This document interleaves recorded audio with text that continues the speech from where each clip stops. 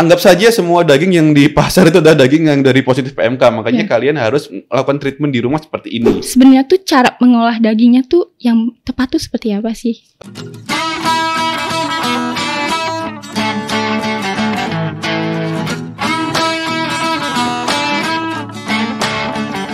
Halo sahabat tangguh, gimana nih kabarnya hari ini? Semoga baik-baik aja ya.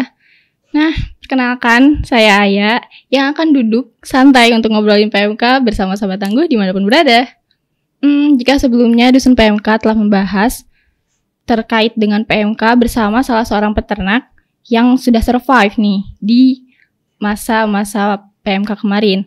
Nah, untuk sekarang kita akan bahas cara pengolahan daging yang rentan PMK bersama salah seorang narasumber yang tentunya tidak akan kalah menarik karena beliau adalah seorang chef, ternyata dokter juga, dan masih muda, baik hati, tidak sombong, yaitu Dr. Rizky Aprilian. Iya. Halo dokter. Halo. Gimana nih, aku manggilnya jadi bingung, dokter, chef, atau kakak aja? Kak aja deh lebih enak ya. Oke. Halo Kak Rizky, gimana kabarnya? Halo. Alhamdulillah baik. Ayah gimana kabarnya? Baik-baik. Baik ya. Jadi gini, kalau misalkan dari sudut pandang chef, dokter, ini tuh melihat PMK kayak gimana sih? Untuk dokter sendiri, lihat PMK dari sisi veterinernya itu seperti apa sih? Oke. Jadi sebelumnya memang saya Rizky, dokter hewan Rizky, dan saya kerjanya di Kementerian Pertanian, di Direktorat Kesehatan Masyarakat Veteriner, di Direktorat Jenderal Peternakan dan Kesehatan Hewan. Nah, di samping itu juga saya dulu sempat ikut Master Chef, ya. Makanya tadi sempat dibilang bahwa chef, sebenarnya bukan chef juga sih, koki aja enak. Jadi ya. Terus kalau di kantor ya sebagai medik veteriner ini, kalau di tempatku, jadi kan kalau di Direktorat Jenderal Peternakan itu ada 5 direktorat ya, jadi 5 bagian teknis. Nah ya di teknis aku yang di Kesmavet sendiri itu lebih ke arah produknya, jadi bukan di hewan hidupnya tapi produknya.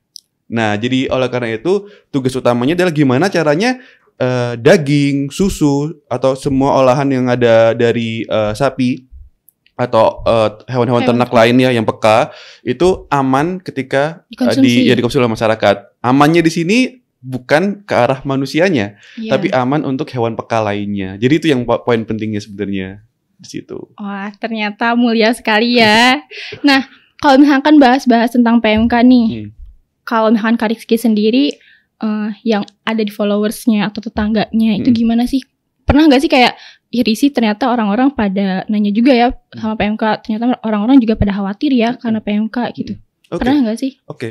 Pernah apa enggak? Pasti ya. Itu lumayan rame sih. Entah itu di Instagram, entah itu di Twitter sebenarnya. Jadi waktu PMK muncul, orang-orang ini udah banyak yang sebenarnya bosen, capek karena udah COVID 2 tahun lebih. Terus habis itu ada tambahan lagi penyakit lagi. Terus akhirnya mereka kayak ini penyakit nggak habis-habis ya. Terus ada tambahan lagi yang lain-lain lagi itu. Lah ini PMK, terus mereka tuh kayak awalnya takut PMK ini efeknya apa ke manusia gitu kan. Makanya itu teman-teman aku juga sama sejawat-sejawat dokter hewan semua tuh yang penggiat sosial media itu sama-sama kita bikin sosialisasi bareng gitu kan terkait PMK itu seperti apa, khususnya di Twitter sih yang lumayan kemarin itu beberapa bulan yang lalu tuh sempat agak trending ya terkait PMK ya. Jadi banyak orang yang takut sebenarnya terkait PMK karena ini gejalanya khas ya, jadi ada kayak semacam sariawan, terus ada luka di kuku gitu kan. Mereka takut kalau kita konsumsi produk dari hewan-hewan peka, sapi misalnya itu, mereka bisa ketularan seperti itu gitu kan. Dari situ yang awalnya mereka sempat bolak-balik tanya sih tentang PMK ini apa, terus kita bikin semacam tweet atau cool tweet gitu ya, aku lihat di Twitter gitu terkait hal itu, terus juga ternyata di DM juga banyak banget. Terkait ini penyebabnya apa sih dok dan sebagainya. Jadi lumayan sih dulu beberapa bulan yang lalu itu semua lumayan rame. Tapi setelah kita berjalannya waktu, sosialisasi udah jalan terus habis gitu dari pemerintah juga udah mulai action.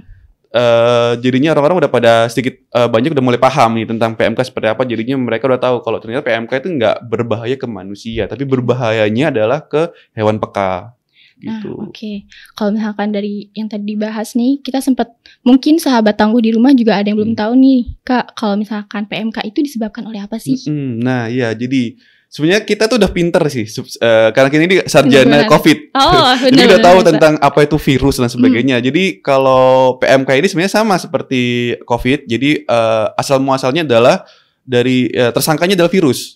Nah, virusnya ya, lebih beda sama COVID, tapi virusnya ini adalah virus picorna.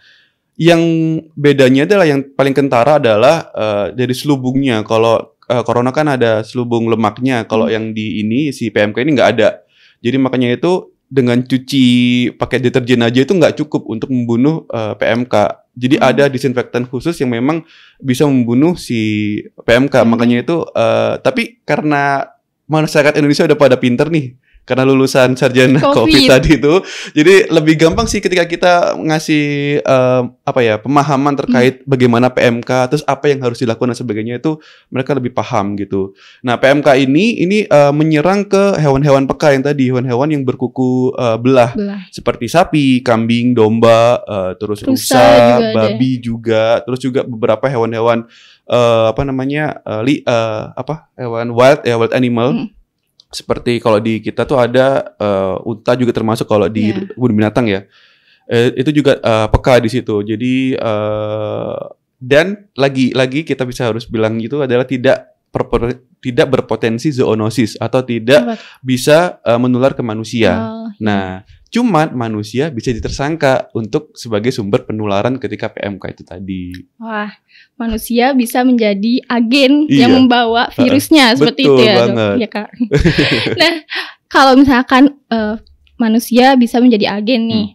Nah, gimana sih caranya biar supaya teman-teman nih sahabat tangguh juga kalau misalkan mau ke peternak itu tuh peternakan gitu tuh kita bisa jaga gitu. Jaga ya. Itu gimana sih caranya? Iya, jadi sebenarnya kita sudah pandai banget ketika COVID ya sebenarnya tuh. Jadi kita tahu yang namanya harus memproteksi diri kan. Safety itu harus sudah diketahui sama masyarakat Indonesia. Nah, kalau di PMK pun juga sama sebenarnya itu. Jadi kita ini sebagai mungkin bisa jadi salah satu tersangka juga untuk penyebar si virus ini. Apalagi ketika kemarin kurban. Itu benar banget. Kalau di kurban tuh makanya itu kita di Kementerian Pertanian di Direktorat Jenderal kami itu ada sosialisasi bahwa biasanya kan kalau orang-orang melihat memang secara syariah kan carilah hewan kurban yang terbaik yang bisa kalian beli gitu ya untuk dikurbankan. Nah, makanya itu karena kita cari yang terbaik, pasti kita kan milih kan antara satu lapak ke lapak lain. Nah, ini kalau tidak ada treatment di sini, ini lebih bahaya lagi karena di sini kita injak kotoran dan sebagainya nempel ke tubuh kita pindah ke lapak lain. Kalau lapak ini sehat, yang ini sakit, bisa juga nih tertular. Karena penularannya itu nggak sederhana seperti COVID. Kalau COVID kan dari droplet. Nah, kalau ini dari serpihan luka itu juga bisa, terus dari aerosol itu juga bisa. Jadi lebih cepat, lebih rapid ketika penyebarannya. Maka dari itu kemarin kita sempat memberikan sosialisasi bahwa kalau ingin mencari kurban ya, atau kita mau masuk ke peternakan deh kalau setelah kurban ini ya, jangan kayak dalam satu waktu kita berpindah-pindah ke tempat yang banyak gitu. Jadi kalau mau memang masuk ke dalam kandang, satu hari satu kali aja gitu. Selesai itu balik cuci hama pakaian, alas kaki dan sebagainya dengan disinfektan sebelum kita berpindah ke tempat yang lainnya gitu. Karena apa? Karena tadi kita nggak tahu karena virusnya kecil banget kan mata pun nggak bisa kelihatan gitu kan, mikroskop pun juga nggak bakal kelihatan karena harus ada pakai elektron mikroskop baru kelihatan tuh si virusnya. Jadi kita nggak tahu nih ketika kita udah sampai satu tempat terus kita pindah ke tempat lain, ternyata ada virus di sana dari serpihan luka atau dari cairan-cairan yang keluar dari sapi gitu, terus kita ke tempat yang lain akhirnya nular ke kandang lain gitu juga, kita nggak tahu juga di situ. Makanya itu di sekarang ini sih mulai peternakan ya, khususnya peternakan yang besar tuh udah mulai aware nih bahwa terkait security. Biosecurity-nya udah mulai sekarang mulai ditegakkan lagi gitu kan. Jadi nggak cuma buat influenza aja, sekarang PMK juga ada gitu. Benar-benar kita harus jaga diri juga ya, Chef. Harus hati-hati itu Sobat Tangguh. Jadi gini, kalau misalkan kemarin nih contoh kasusnya, aku lihat temen aku dia beli daging sapi sama daging kambing. Nah, aku lihat dia udah bikin status tuh. Nah, di fotonya tuh udah dipisahin di wadah-wadah gitu. Terus kan aku tanya nih, itu dagingnya dicuci enggak kayak gitu-gitu. Nah, kalau misalkan sebenarnya tuh cara mengolah dagingnya tuh yang tepat tuh seperti apa sih? Oke, jadi gini. Ini yang menarik sebenarnya. Jadi ini yang mungkin yang kalau aku bilang ya biasanya ya kalau aku lagi waktu kemarin bikin tweet itu ya di Twitter itu kita nih bisa jadi hero, jadi pahlawan buat peternak atau buat ternak-ternak yang ada di Indonesia. Jadi gini, memang ini poin utama ya penularan dari si virus PMK ini memang dari animal ke animal, ya. Jadi dari hewan yang sakit ke hewan yang peka. Itu yang transmisi utamanya. Tapi tidak menutup kemungkinan dari produknya pun juga bisa. Menularkan, meskipun nggak sebesar ketika hewan ke hewan, gitu ya. Nah, salah satu hal itu adalah dari produknya seperti daging, susu gitu, atau kulit ya yang belum ada treatment bisa juga nih untuk menularkan ke hewan peka yang lainnya. Makanya itu kemarin di awal-awal PMK boom ya happening di Indonesia itu kita sempat bikin yang sosialisasi yang benar-benar maksimum security banget gitu. Jadi kayak misalnya kalau ada daging yang kita beli di pasar ya khususnya adalah daging yang disembelih di rumah potong hewan ya. Karena kan di Indonesia ini rumah potong hewan itu tidak ada treatment seperti pelayuan yang memang idealnya untuk mematikan virus PMK itu kan ada namanya pelayuan, digantung selama 24 jam.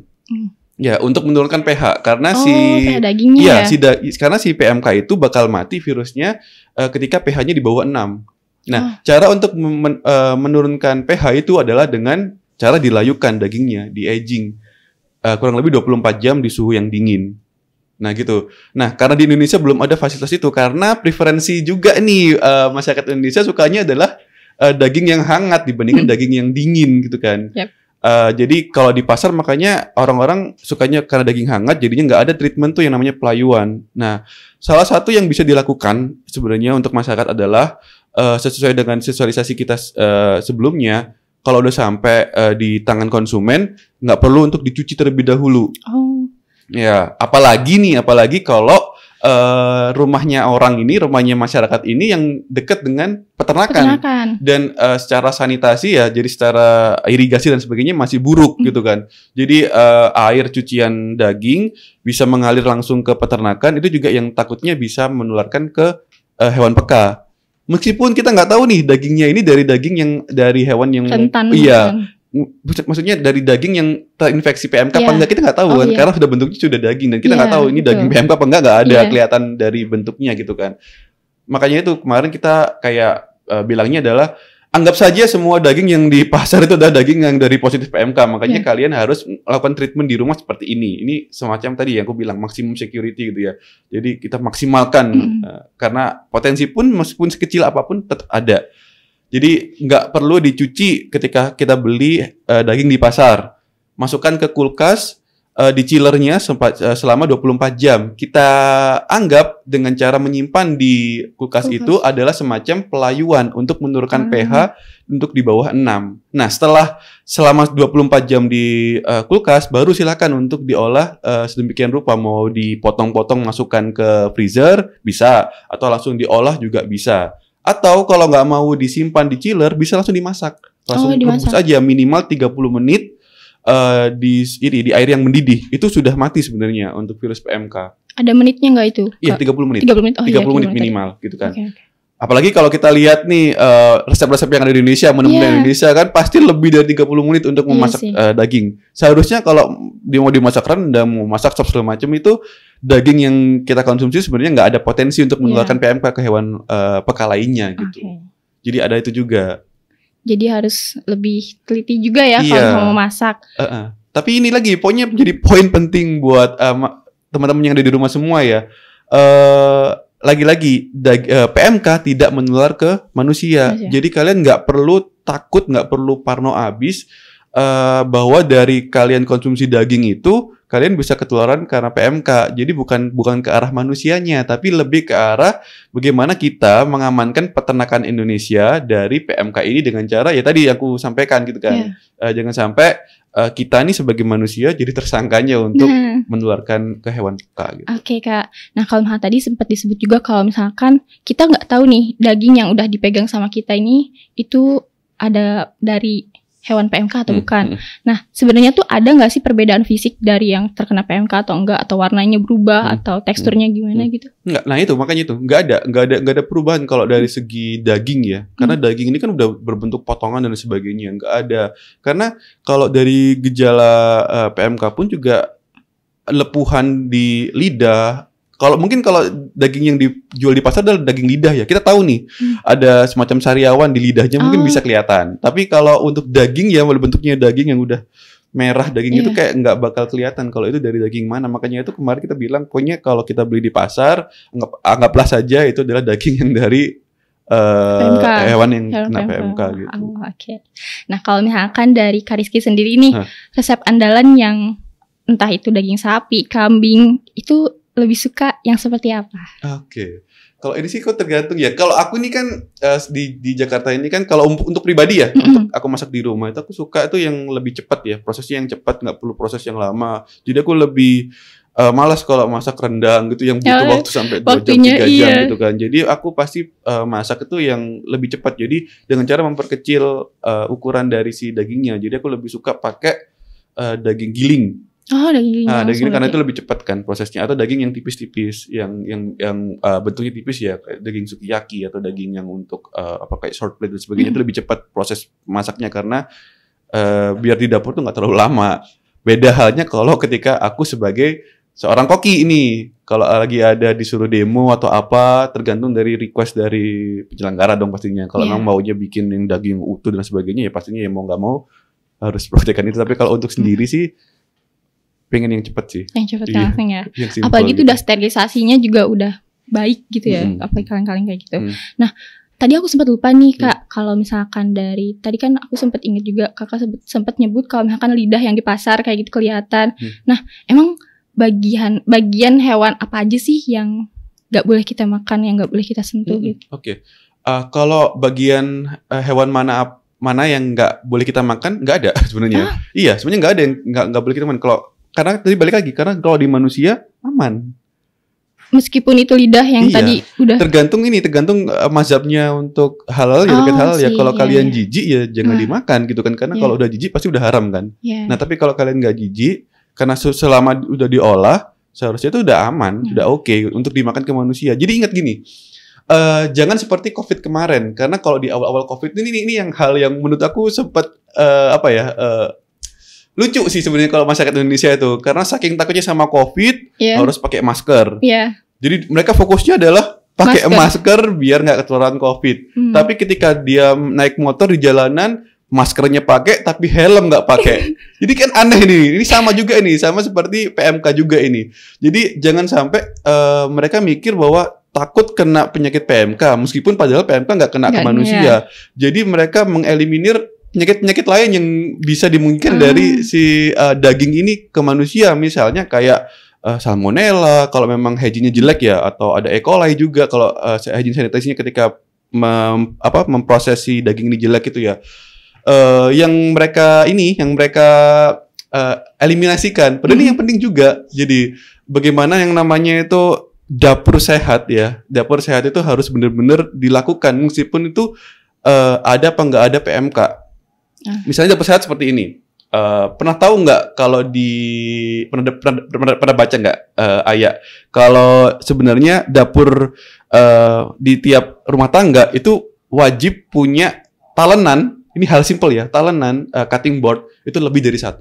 Kenapa tuh? Nah, itu ada beberapa kalau kita lihat artikel tuh harus lebih dari 1. Kenapa? Karena potensi cross contamination atau kontaminasi silang dari bahan-bahan makanan yang nggak tahu gitu kan. Karena gini, orang-orang tuh banyak yang nggak aware tentang hal ini. Misalnya kayak gini, aku sakit perut. Kayaknya keracunan deh. Keracunan apa ya? Mungkin makan pedas atau makan apa. Padahal mereka nggak tahu. Bisa jadi karena mereka bikin lalapan dan mereka potong ayam di cutting board yang sama dan sanitasinya jelek, nggak dibersihin dengan jelek, dengan bagus gitu kan.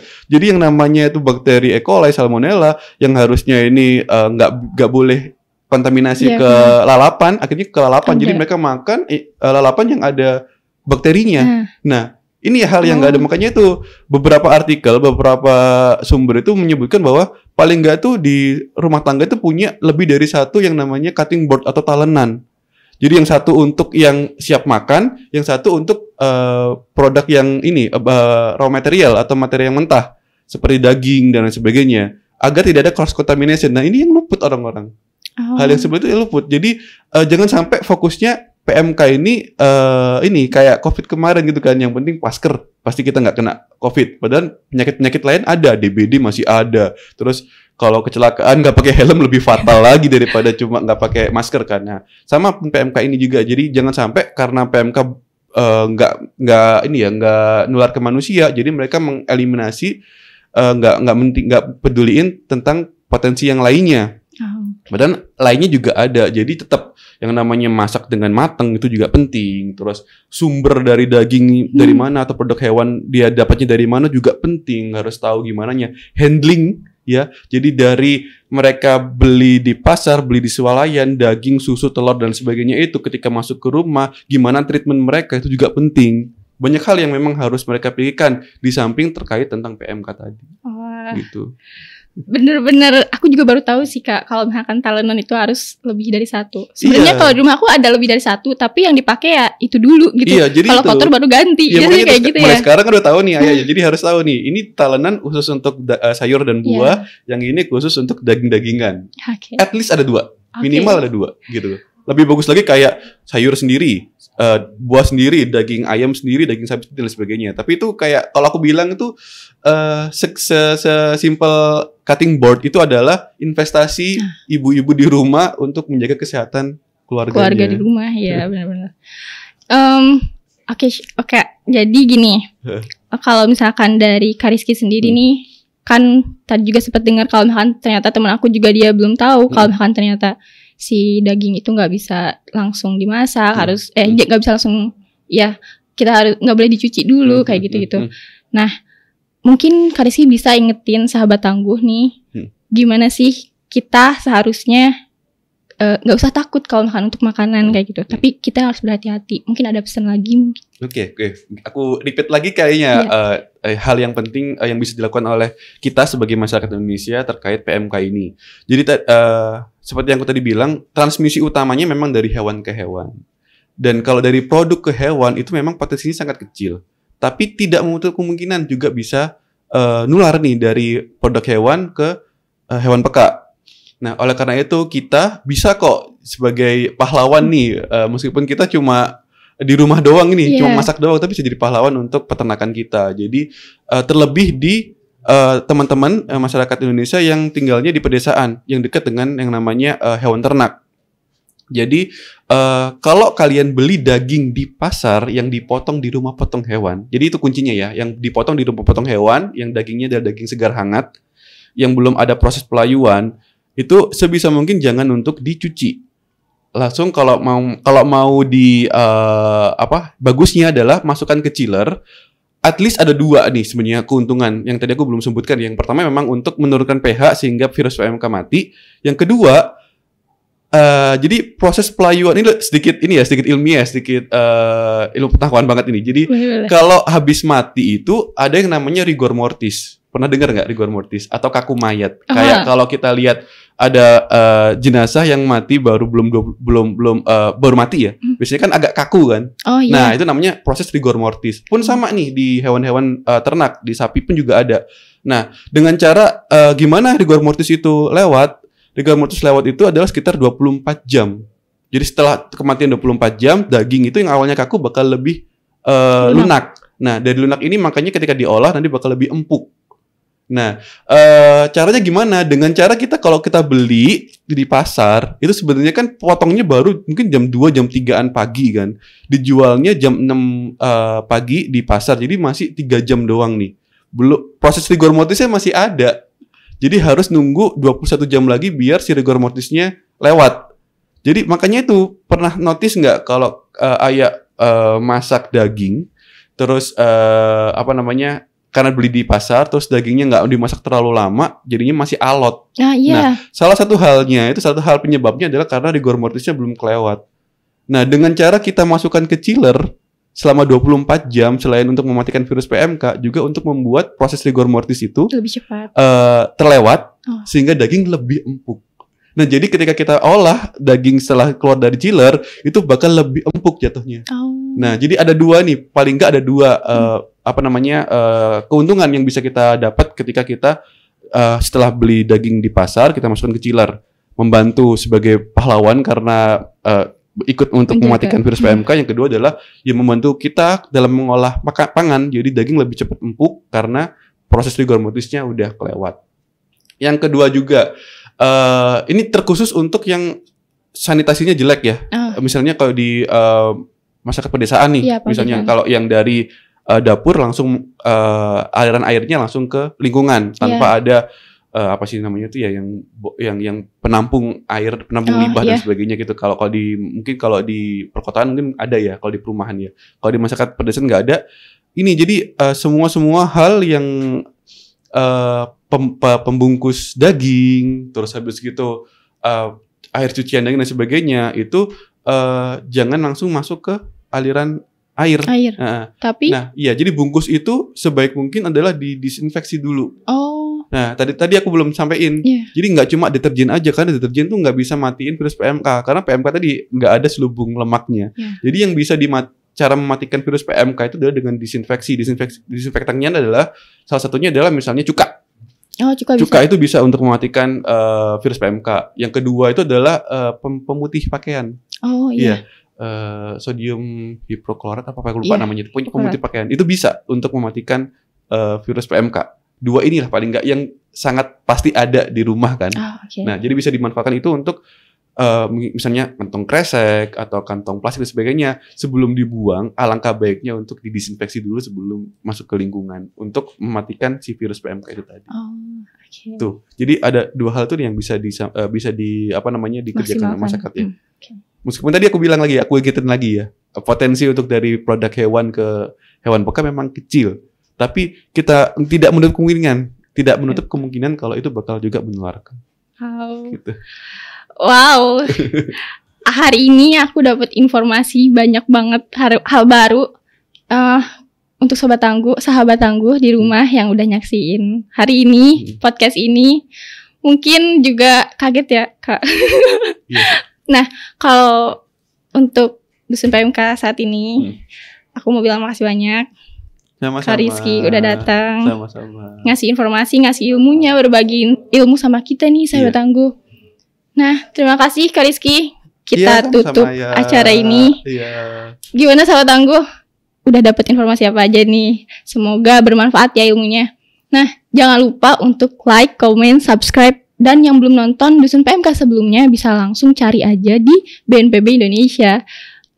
Kita punya jargon nih, Chef. Jargonnya apa? Ternak kuat, bebas PMK. Aku bilang ternak kuat, chefnya bilang bebas PMK. Siap. Ternak kuat, bebas PMK. Hai, terima kasih Kak Rizky. Terima kasih banyak, Ayah.